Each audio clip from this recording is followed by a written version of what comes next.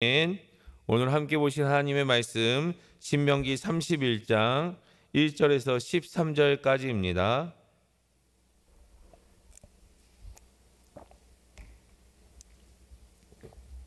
신명기 31장 1절에서 13절까지입니다.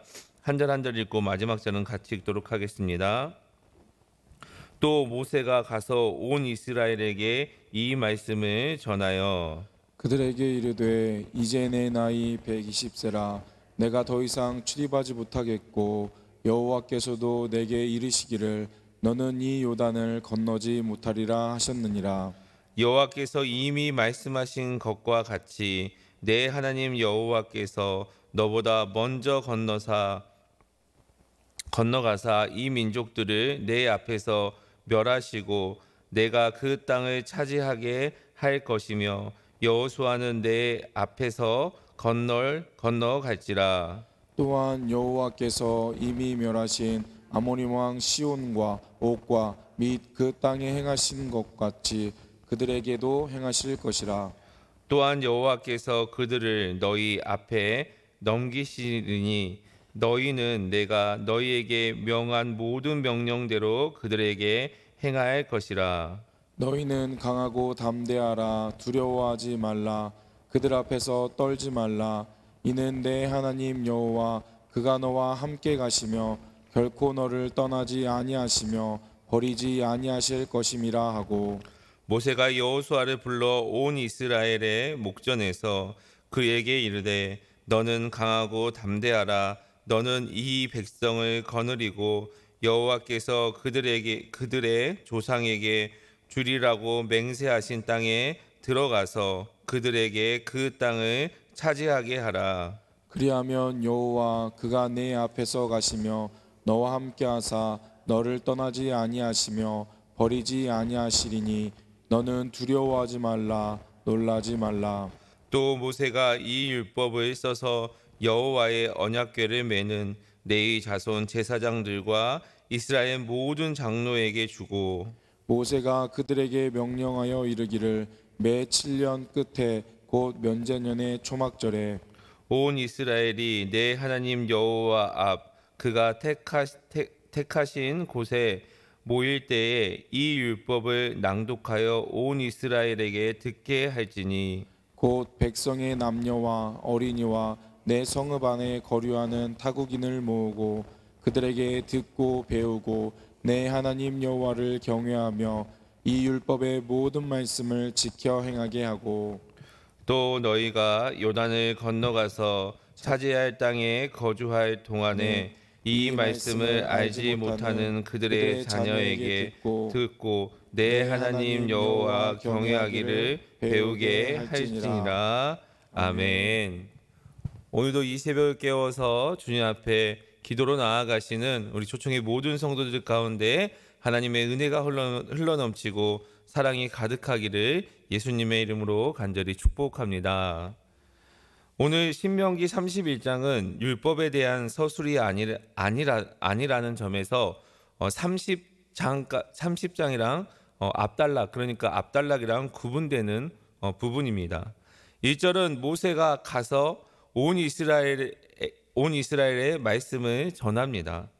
이는 모세가 이스라엘과 공간적으로 분리되어 있다는 것을 보여줍니다. 왜냐하면 모세가 가서라고 이렇게 표현하고 있기 때문이죠.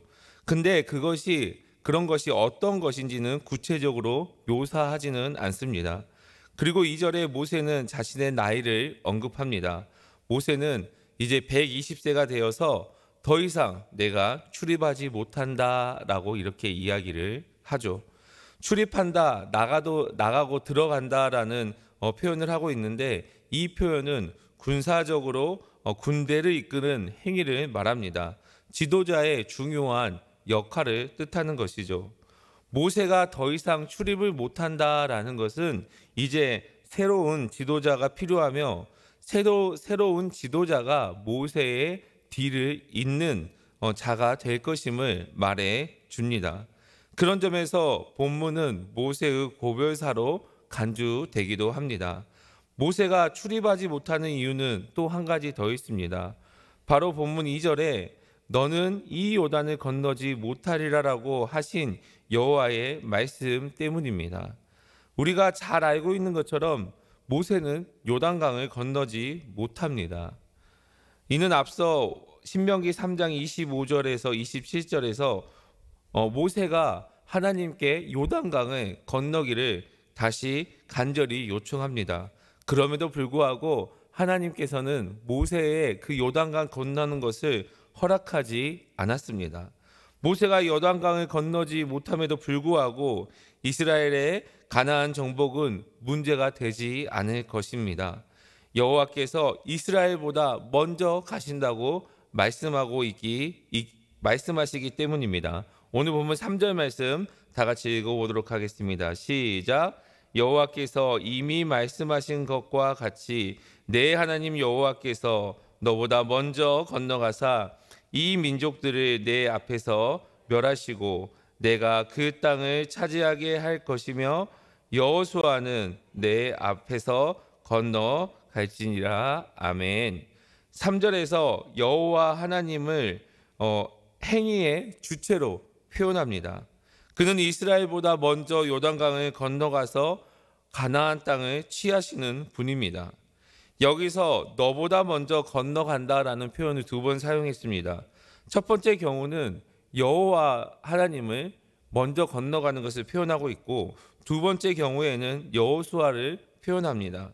즉 여호와께서 먼저 건너가서 가나안 땅을 정복하였기 때문에 여호수아는 가나안으로 먼저 가기를 두려워하지 마라. 요단 동편을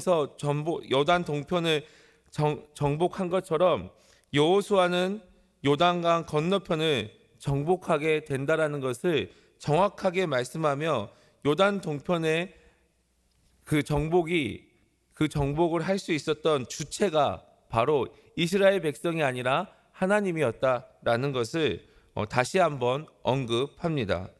여호와께서 이미 멸하신 아모리 왕 시온과 옥과 및 그 땅에서 행하신 것 같이 또한 가나안 족속들에게 행할 거라고 말씀하면서 두려워하지 말라라는 것을 말하고 있습니다. 그리고 오늘 본문 6절에 이렇게 말씀하고 있는데요. 우리 6절 말씀 다 같이 읽어보도록 하겠습니다. 시작. 너희는 강하고 담대하라. 두려워하지 말라. 그들 앞에서 떨지 말라. 이는 내 하나님 여호와 그가 너와 함께 가시며 결코 너를 떠나지 아니하시며 버리지 아니하실 것임이라 하고. 아멘. 6절에서 너희라고 표현하는 것은 이스라엘을 뜻합니다. 모세는 이스라엘에게 강하고 담대하라, 두려워하지 말라, 그리고 떨지 말라라고 이렇게 명령합니다. 본문의 이스라엘이 강하고 담대하고 두려워하고 떨지 말아야 될 이유에 대해서 설명하는 거죠.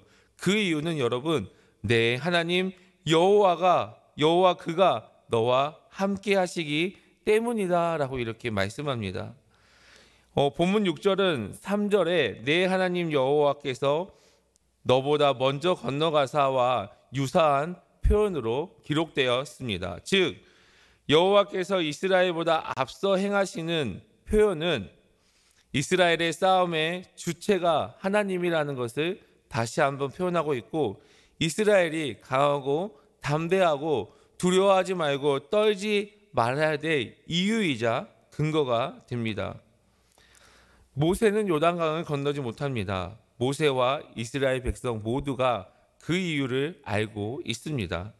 그런데 모세는 곧장 여호수아를 후계자로 언급하지 않고 자기가 없어도 여호와께서 이스라엘보다 앞서 요단강을 건너고 또 가나안 세력을 멸하시고 그 가나안 땅을 선물로 주실 거라고 선포합니다. 이미 요단 동편에서 행하셨던 그 하나님께서 요단강 건너 그 서편 가나안 땅에서도 동일하게 또 역사하시길 때문입니다. 그러니 이스라엘은 모세가 없더라도 두려워할 필요가 없습니다. 하나님께서 함께 하시기 때문에 강하고 담대하고 떨지 말라라고 이야기를 하는 것이죠. 이스라엘이 가나안 땅에 들어가서 그들의 참된 지도자는 왕도 아니고 또한 선지자도 아니고 오직 하나님 한 분이라는 것을 기억해야 한다라는 이유의 표현이기도 합니다. 성도 여러분, 우리 역시 우리를 인도하시는 하나님을 기억하고 의지해야 합니다. 오늘 본문에서 먼저 행하셔서 하나님이 이끌어 주시는 것처럼 오늘 하루도 하나님께서 우리보다 앞서 행하신다는 것을 기억하면서 그 우리보다 앞서 행하시는 주님께서 우리를 가장 선한 길, 가장 좋은 길로 인도하신다는 것을 마음 가운데 새기시며 그 은혜를 풍성히 누리시는 저와 여러분이 되시기를 예수 그리스도의 이름으로 간절히 축복합니다. 오늘 보면 7절 말씀 다 같이 읽어보도록 하겠습니다. 시작. 모세가 여호와를 불러 온 이스라엘의 목전에서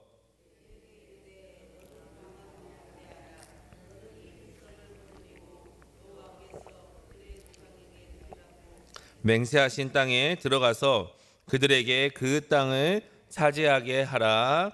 아멘. 7절의 대상은 이제 이스라엘이 아니라 여호수아에게 향한 말입니다.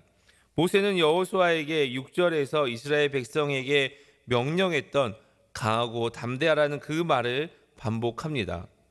그리고 너는 이 백성을 거느리고라는 표현을 쓰고 있는데요. 여기서 나오는 거느리라라는 뜻은 모세가 2절에 출입하지 못한다라는 표현과 같은 비슷한 표현으로 이제 여호수아가 군사의 지도자로서의 임무를 맡게 된다라는 것을 내표하고 있습니다. 그리고 8절에서 여호와께서 이스라엘을 위해서 해주실 것을 말씀하십니다. 여호와께서는 이스라엘보다 앞서가서 너와 함께 하시고 또 떠나지 않으시고 버리지 않을 것이라는 것을 다시 한번 이렇게 말하죠. 그래서 여호수아는 가나안 족속 앞에서 두려워하거나 놀라거나 떨 이유가 없다라고 다시 한번 하나님이 모세를 통해서 말씀해 주십니다. 모세는 후계자로 여호수아를 지명합니다. 어쩌면 여호수아는 마음의 준비를 하고 있었겠죠. 그런데 모세가 없는 이스라엘을 상상하지도 않았을 것이고 상상할 수도 없는 일이었습니다. 그래서 여호수아도 어쩌면 두렵고 떨리는 마음이 가득했을 것입니다. 여러분, 아이가 이렇게 지나가다가 아버지와 함께 갈 때는 괜찮겠지만 어느 순간 아버지가 없다라는 것을 느꼈을 때 얼마나 두렵고 떨리겠습니까? 그리고 우리가 자전거를 배울 때 뒤에서 누가 잡아줄 때는 자꾸 이렇게 자전거를 배울 때는 내가 안전하다라는 그 마음이 있어서 잘 탑니다. 그런데 여러분, 보통 아버지들이 자전거를 가르쳐 주실 때 어느 순간 손을 놓습니다. 아무개야 지금 아빠가 손 놓는다 이렇게 하지 않고 어느 순간 손을 놓죠. 그러면 그 아이가 잘 자전거를 타고 가다가 이렇게 대부분 하겠죠. 아빠 저 잘 가죠. 이렇게 하다 다시 뒤를 돌아보니까 아빠가 잡고 있지 않는 것을 보고 불안해서 다시 넘어지는 경우들을 반복되다가 그것을 몇 번 반복하다가 결국에는 자전거를 잘 타게 되는 것이 됩니다. 이처럼 모세가 여호수아에게 이제 나를 이어서 다음 지도자가 될 거니 두려워하지 말라, 강하고 담대하라 라고 이렇게 이야기하면서 여기에서 중요한 것은 나를 바라보는 것이 아니라 하나님을 바라봐라라는 모세의 그 당부와 또 하나님의 말씀이 있습니다. 어쩌면 모세 역시 본인 역시 그렇게 지도자로서 어려움을 겪으면서 경험했던, 그리고 자기가 지도자로서 좋은 능력을 발휘할 수 있었던 노하우가 바로 하나님과 함께 한다는 것을 깨닫고 두려워하지 않고 떨지 않고 강하고 담대했다라는 그 마음을 이제 자기가 가지고 있던 비법을 여호수아에게 전수해 주는 것이죠. 궁극적으로 하나님은 여호수아에게 이스라엘을 전적으로 맡길 것이 아니라 그 책임이 바로 하나님께 있다라고 말씀합니다. 먼저 가서 가나안 땅을 치실 것이며 그 땅을 주실 것입니다. 이스라엘과 여호수아는 그 사실을 믿고 따르며 그 믿음 가운데에 강하고 담대함으로 순종해야 합니다. 사랑하는 성도 여러분, 우리 역시 이러한 믿음과 이러한 순종이 있어야 합니다. 어렵고 힘든 일이 혹시 눈앞에 질비하십니까? 혹시 마음 가운데 근심과 걱정으로 어젯밤에 잠을 이루지 못하고 뜬 눈으로 이 새벽을 깨워서 나오셨습니까? 모세가 여호수아에게 말했던 것처럼 하나님이 우리에게 오늘 이 시간에 강하고 담대하라 라고 말씀하시니 강하고 담대하시길 바랍니다. 오늘 본문에서 계속 하나님께서 먼저 하신다라고 말씀하시죠. 하나님께서는 우리보다 먼저 앞장서서 가시고 우리를 가장 좋은 길, 가장 선한 길로 인도하신다는 것을 믿으시면서 강하고 담대함으로 또 하나님께서 주시는 그 믿음에 순종함으로써 하나님의 은혜를 누리시는 저와 여러분이 되시기를 예수님의 이름으로 간절히 축복합니다. 이제 9절 이하에는 전혀 다른 분위기로 말씀이 묘사됩니다. 본문은 모세가 율법서를 썼고 그것을 레위 자손 제사장과 이스라엘 장로에게 전달을 했습니다. 우리가 여기서 주목해야 될 동사가 두 단어가 있는데 쓰다, 주었다 라는 동사가 연속적으로 기록되었습니다.